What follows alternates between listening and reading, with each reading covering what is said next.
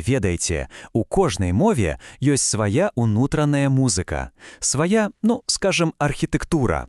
Сёння мы з вамі паглыбімся ў адзін з самых, на мой погляд, элегантных элементаў беларускага сінтаксусу. Паглядзім, як звычайныя простыя словы, нібы цаглінкі, будуюць складаныя і вельмі прыгожыя сэнсоўныя канструкцыі. Давайте пачнем вось з гэтых радкоў Алесі Пісьменкова. Адчуваеце гэты настрой, так? Нейкі смутак, развітанне, непазбежнасць. Здавалася, паэзія — гэта эмоцыі, вобразы, але ўсё гэта трымаецца на вельмі трывалым шкілеце, на граматыцы. У вершы, адкуль гэтыя радкі, сын пытаецца ў бацькі пра крылы чалавека. Зразумела, гаворка не пра сапраўдныя крылы. Гэта метафора, так? Метафора нашых мар, нашых памкненняў, а можа і страчаных магчымасцяў. А цяпер давайте на хвілінку забудзем пра паэзію і паглядзім на гэтыя ж радкі, як лінгвісты. Як яны злучаюцца паміж сабой, што іх трымае разам у адной карціны. Вось тут адказ і хаваецца ў граматыцы, у тых самых звязах, якія мы сёння і будзем разбіраць. Так, вось што нас чакае. Мы пройдзем шлях ад паэтычнага образа да дакладнай граматычнай структуры. Разгледзім асноўныя інструменты і ўбачым, як яны дапамагаюць ствараць глыбокі, шматгранны сэнс. Добра, пачнем з падмурка. Дык што ж гэта такое? Гэты складаназлучаны сказ. Галоўнае слова тут раўнапраўных. Запомніце яго. Гэта значыць, што кожная частка такога сказа абсалютна самастойная. Яна магла б існаваць як асобны сказ. Гэта як два партнёры, якія ідуць разам, але кожны з іх моцная самадастатковая асоба. Вось, паглядзіце, як это проста выглядае на схеме. Две незалежныя думкі, а паміж імі маленькае, але такое важнае слова «масток» — злучнік. Менавіта ён, гэты злучнік, і вызначае, якія адносіны будуць паміж гэтымі думкамі. І тут, канечна, на першы план выходзіць самы, мабуть, галоўны і універсальны інструмент у этой справе. Гэта, безумоўна, злучнік «і». Падумайце толькі. Адно каротенькае слово, а колькі ў ім сэнсаў? Злучнік «і» можа нам паказаць, што две падзеі адбываюцца ў адзін і той жа момент.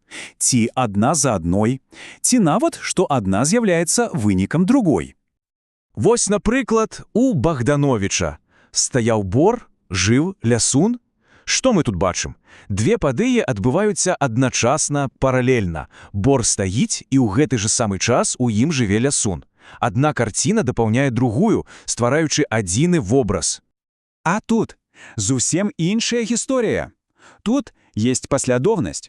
Спачатку адбушаваў май, і толькі потым, як наступны крок, адгукала лета. Злучнік «і» выбудоўвае нам такі храналагічны ланцужок падзей. А вось тут адносіны яшчэ глыбейшыя. Другая частка сказа — гэта ж прямы вынік першай. Чаму уцякаюць птушкі і зверы? Таму што лес сякуць. Заўважылі? Гэты злучнік «і» тут працуе амаль як слова «таму» ці «з-за гэтага».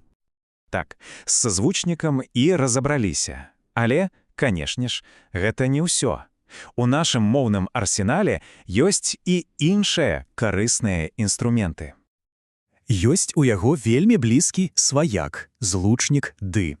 Часцей за ўсё ён таксама паказвае на адначасовасць, як і злучнік «і», але часта надае высказванню такое больш гутарковае народнае адценне. Вось прыклад з творамі Хася-Лынькова. Месяц хадзіў па небе, і ў той жа самы час ззялі зоркі. Это ж класічны прыклад адначасовасці, правда?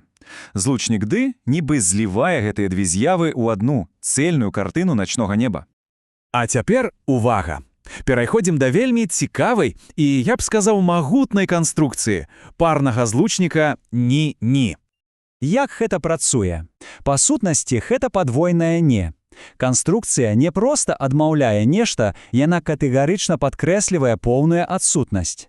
Яна пералічвае тое, чаго няма, і тым самым узмацняе эфект пустрэчы. Вось класіка. Поўная тэмра. Не проста цёмна, а ні зоркі не свецяць, ні месяц не паказваецца. Адчуваеце розніцу? Гэта «ні-ні» стварае нашмат мацнейшае адчуванне пустэчы і цемры, чым калі б мы проста сказалі «зоркі і месяц не свецяць». І не трэба думаць, што гэта нешта выключна для паэзіі пра прыроду. Зусім не. Гэтая канструкцыя неверагодна эфектыўна перадае чалавечыя пачуцці. Асабліва такія станы, як разгубленасць ці ступар. Вось паслухайце выдатны прыклад з прозы. Чалавек выйшаў на сцэну і всё, пустата. І вось тут «ні-ні» проста ідэальна перадае гэты стан. Ведаеце, калі ў галаве поўны вакуум. Ні словы не падбіраліся, ні думкі не ішлі. Мы амаль фізычна адчуваем гэтую ягоную разгубленасць. Вось так мы і вяртаемся да галоўнай думкі. Граматыка – гэта не проста набор сумных правіл. Гэта інструмент, які напрямую ўплывае на сэнс і на эмоцыі, якія мы перадаем. Таму што у выніку ўсё зводзіцца да чаго? Складана злучаныя сказы злучаюць цэлыя думкі. А злучнікі, такія як «і», «ды», «ні-ні», вызначаюць адносіны паміж гэтымі думкамі. Правільна выбраць злучнік значыць дадаць нюанс. Гэта розніца паміж тым, каб проста пералічыць факты і тым, каб расказаць гісторыю. Таму наступны раз, калі будзеце нешта пісаць ці нават проста гаварыць, задумайцеся, як звязаць думкі, каб яны склаліся ў нешта цэлае. Бо, як мы пераканаліся на самым пачатку, нават у вершы пра смутак і страчаныя крылы ёсць свая музыка і свая архітэктура. І ў кожным нашым сказе таксама хаваецца свая маленькая гісторыя.